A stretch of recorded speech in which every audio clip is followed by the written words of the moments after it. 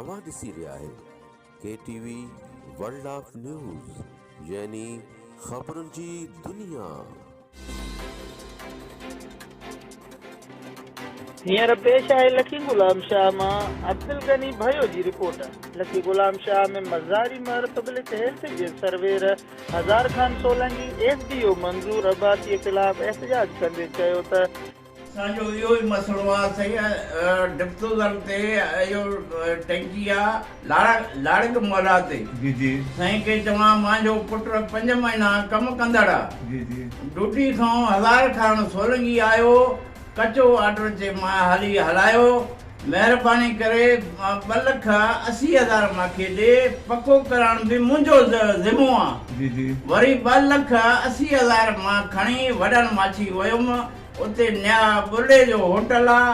बुर्ॾे जे hotel ते असांखे घुराए उते ॾिनासीं। मां लोन खणी ॾिनो आहे पैसा उन्हनि खे।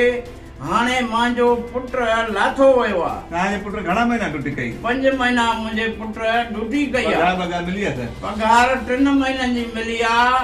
साईं खे चवां 28,000 टोटल। सही आहे। टोटल 28,000 सरकार जी आहे। 25,000 मंज़ूर कया था। न जॾहिं तव्हां हिते नाजाइज़ थी आहे तव्हांखे माना तक चूंडियल नुमाइंदे के वसण लड़ी विया हो? असां साईं गौज़े खान ॾे वियासीं। उन फोन बि कयसि महिरबानी करे हिनजो पुटु उनखे हा के मोकिले त मां रखां थो साॻी जाते लड़ा मोहल्ले ते। पोइ साईं खे चवां असांजो वरी साईं मां वियुमि साईं नासिर शाह ॾे कराची।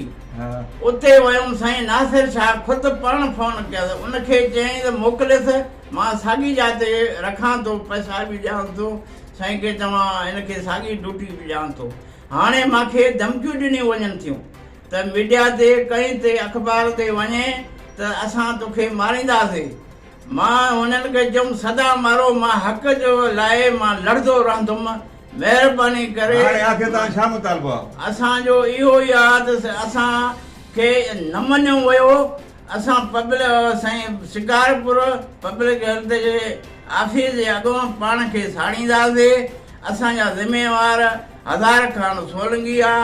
साईं खे चवां मंज़ूर अब्बासी आहे। ख़बरुनि जी दुनिया।